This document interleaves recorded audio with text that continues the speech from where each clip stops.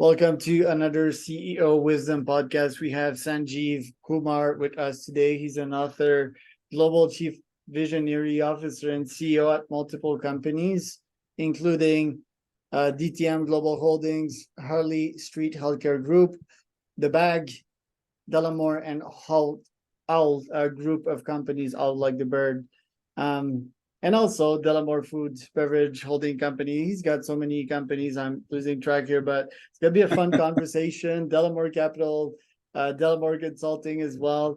We're gonna talk about capital. Obviously, we're gonna talk about the beverage industry. We're gonna talk about healthcare, everything in between. So this podcast is brought to you by podfire.com. If you didn't know, that's my podcasting agency. If you want to start, scale, be invited to podcasts like this one, go to podfire.com. Sanjeev, can you briefly introduce yourself and tell me about your time and energy split nowadays? Sure. And thanks for having me on your show. And I'm looking forward to this interesting discussion.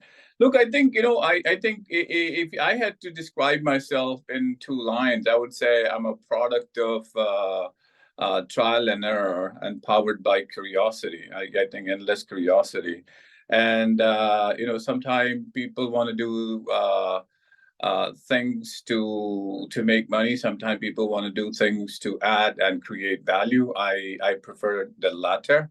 I've always gone and chased things that are very, very hard. I mean, extremely hard. And we are a product of our choices and habits and decisions, really. And if you want to be an entrepreneur, anything you do is very, very hard. It's very difficult. You go through phases where you lose all confidence. Your confidence level is minus 2,000, probably insecurity. And if you're not doing well and others are doing well, then obviously you get easily jealous of what others are able to achieve. So you go through a lot of, emotion. You go through things that you don't know about yourself. So, going into the unknown is what entrepreneurship is. You will be misunderstood most of the time. People will misunderstand you. You will probably be told you're an idiot. You don't know what you're doing most of the time. I've been told so many times that I don't even remember. But at the end of the day, you need to understand, why are you doing it? And if you're doing it because you're just looking to make as much money as possible, then you probably break down and you think, oh, it's not worth my while. But if you're doing it because there is passion and there is purpose, and in a way you have an obsession also, then you will carry on. You'll wake up every day, and even if you had a shitty day the day before, you'll still wake up and say, hey, let me see how much can I push myself. The idea, I think, it's just an idea if nobody's buying into it. So it is important that if you are conceiving an idea that becomes a business, that becomes a reality, you have to make sure that idea is very sticky. Sticky as in people can buy into it. It's an idea that is very evolving, that it evolves. And as long as people start buying into it, people see that, this idea reflects part of who they are, then it takes a life of its own. And the vision becomes bigger than you. And then the idea is, do you want to build something that will last for 20 years, or you want to build something that will last for 1,000 years? I prefer to build something that will last for 1,000 years and continuously add value. So I guess that's probably what's described me, really. I hope it was a good description, but that's what describes me, I would think. Yeah, well, you're a complex human being, just like most folks that I interview on this podcast. Starting with the financial side of things, what is it that you do precisely? How did you make your money? So, I have a background in finance. So I have a degree in finance. I started my career in Wall Street. For us, it was more creating products. So we created a lot of derivatives and all that. When you're designing product, when you are creating financial innovations, etc., It's a different world altogether, right? So when I started my career as an entrepreneur, when I decided to kind of move away from Wall Street and try my luck at being an entrepreneur, it was a lot of trial and a lot of error. And I think my success rate was probably between 1 to 2%.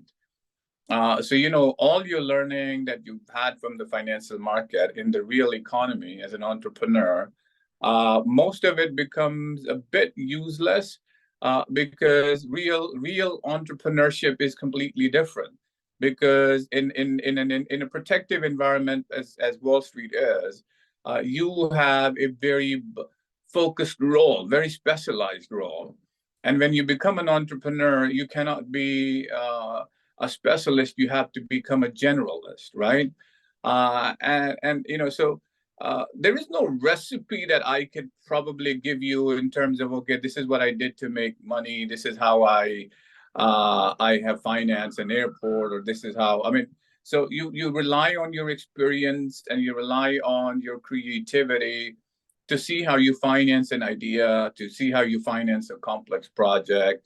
Most of my business is self-funded. So, I've been managed to successfully execute a number of projects when I started as an entrepreneur.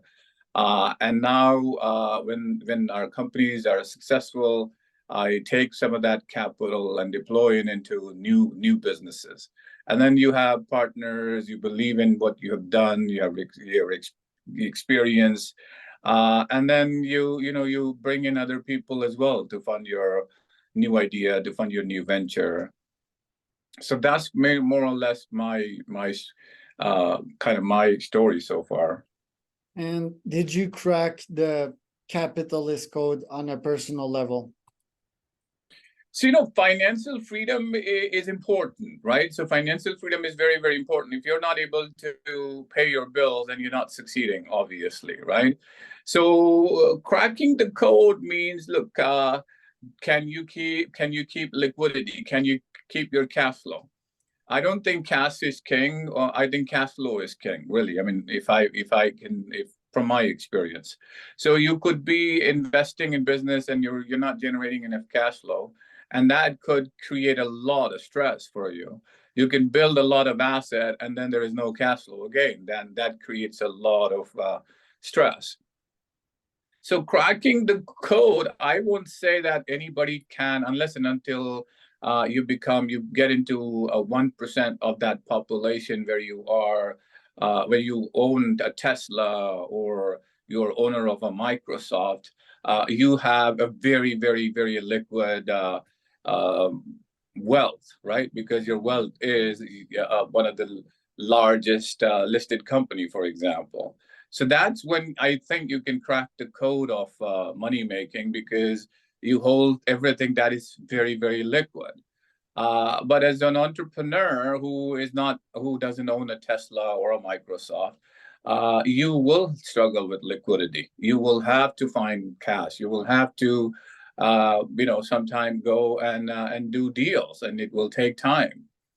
So that's probably, I mean, I don't know if this is everybody's journey, but that's definitely my experience and my journey.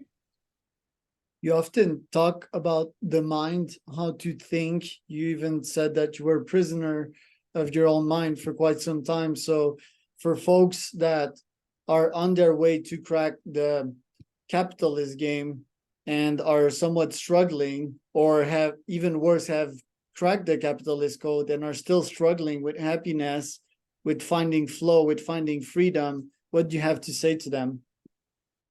That's a very, very good question, and I'm glad you asked me. And I could go on forever but I know that there is a time limit here. So look, I have realized that I became a prisoner of my own mind. I mean, your ambitions, your goal can imprison you. Your bias, your prejudice can all imprison you. And we live inside our own mind. We experience ourselves in our own mind. And then, sometimes we let other people live inside our mind space or head space for free and rent free. And you're not getting any value out of it. So what I realized is you have to let go. You have to let go of that, and you have to realize that, look, at the end of the day, this is something what I want to achieve for myself. This is something I want to do for myself. So the idea that somebody is selfless, I don't buy into it, because even if you're doing something for somebody, you're doing it for yourself because it gives you that satisfaction that you've done it for somebody. So it's important that if people are struggling to find happiness, the source of happiness, I mean, it's cliche, but the source of happiness has to be you. And the analogy I'll give you is sun. The sun powers itself. The sun is not relying on an external source to power itself. So if you kind of put yourself in a state where you can power yourself, then you can free yourself. And the idea and the acknowledgement that you have become a prisoner of your mind is the first step to unlocking that and freeing yourself. I think that's something I understood and I realized. And when you realize that, that's one thing. But when you act on your realization, that's where the real difference happens. You know, you become more content. So if you're not content with where you are, even if you have cracked the capitalism code and you have a lot of wealth, but you keep chasing something, then you will still become a prisoner of your habit. You will become a prisoner of your greed. You become a prisoner of you wanting to achieve more and more and accumulate more and more wealth. So you have to find that, you know, there is a limit. I have to be content, and I have to accept it is what it is. So if you're able to kind of go to that realization and act on that realization, I think you will find yourself in a place where not a lot will bother you. You will be in a place where, you know, whatever happens to the world, you will be okay. You will find peace. You don't have to die to rest in peace. You can learn to live in peace. Talking about how to think, you're a prolific writer. It seems that you think as you write, you probably think as we speak right now. How do you get these ideas? How do you grow these neuron brain cells of yours nowadays? So, you know, I think that's a very important question. I think if you're doing the hard thing every day, and if you're not in a survival mode, your brain is free to do free thinking. Your brain is free to immerse itself in imagine things. And when you're imagining things and you're letting your mind kind of roam free, you will have some original ideas. You will have ability to do free thinking.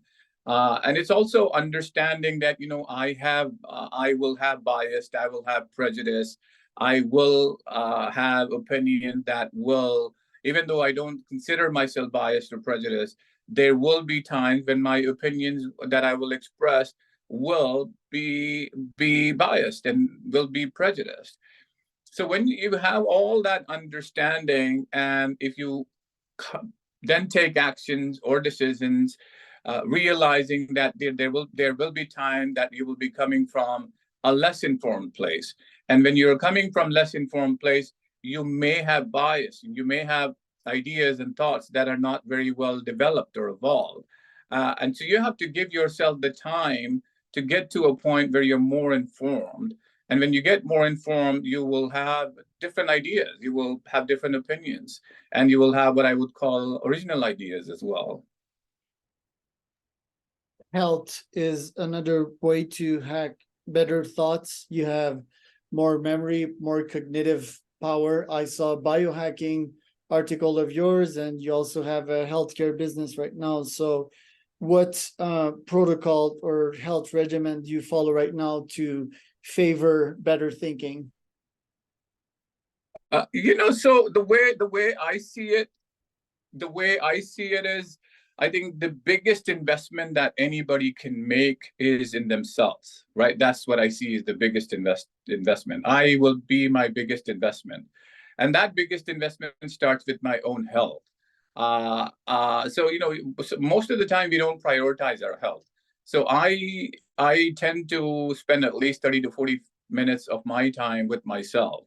And the way I do that is I find my sanctuary in nature. So I go for a walk, I will unwind myself. I'll just try not to do over analysis of my work, how the work was, and I just let it be. I let the mind be free. So that could be considered a hack where you just let your mind be. And there are a couple of like techniques that I deploy.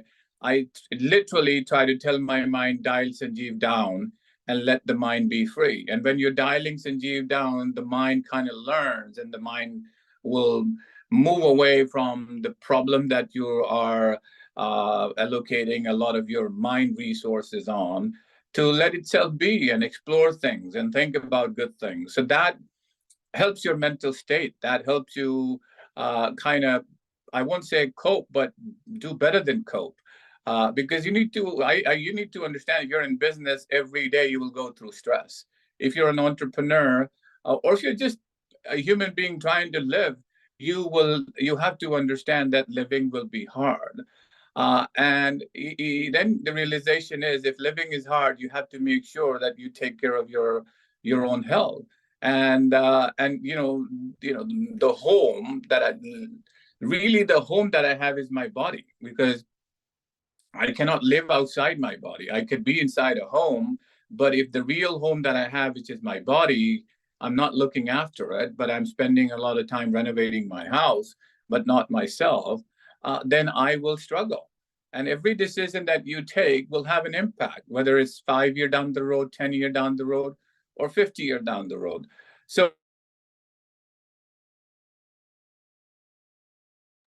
Sanjeev, you're muted. Can't hear you. can you hear me now? Yeah, I can hear you. Yeah. So I was saying, so when you're taking a decision, I tend to think over 5 year, 10 year, 20 year. How will this decision play out over 10 year, 20 year, 30 year?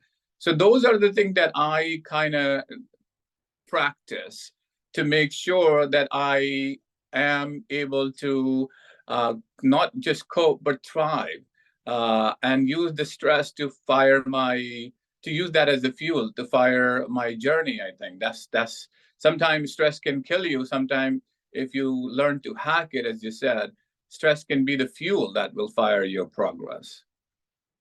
So what's next for you after doing so much? What are your top goals this year?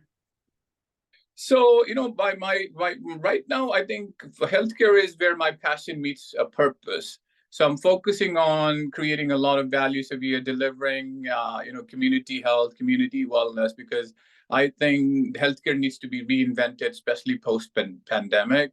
I think we need to get more into proactive, preventative, personalized healthcare. So that's what I'm focusing on. So I'm giving myself another 5 to 10 year to see how we can grow this and take this into a global business. And the whole idea is to keep adding value, and let's see where we go. So it's a journey that I'm on, and I'm hoping that I will carry on. Let's see, for as long as I'm around. Talking about that, let's say that you're 30 years in the future on your deathbed. What will you want to have accomplished by then? So, that's a very interesting question. So I want to do everything so I don't have to, I don't have any regret when I'm dying. So I want to make sure that I live every day with myself. And I don't want to, let's say I'm on my deathbed 35 years from now. And I want to be content. I want to die with a smile on my face that I gave it my best. And you know what? That's it. That's it. That's the end. So I'm not looking to go to heaven or anywhere, because I don't know. I mean, I've never died before, so I would not know what's out there. So I don't worry myself what will happen to me, what's the next stage. I just want to make sure, that is the most intimate thing. I mean, it's the most intimate thing, and you cannot share it with anybody else, because you cannot come back and say, hey, that's how I felt. It is just so intimate. So I know every day that day is coming. That day will happen one day. So I want to live to the best of my ability. And when I'm dying, I just want to know, okay, I did my best. Well, Sanjeev, thank you so much, or should I say Sanjeev? It's been a pleasure to have you on today. Where can people find out more about you? So yeah, they can find out on my LinkedIn, and then there is a personal website that I have called the sanjeevkumar.com. So they can go on sanjeevkumar.com, and I'm on social media as well. So all my social media handles are on my personal website as well. And I am Charles Cormier, your host. That was another CEO Wisdom Podcast.com. You can find us there. And if you want to start scale, be invited to podcast podpire.com.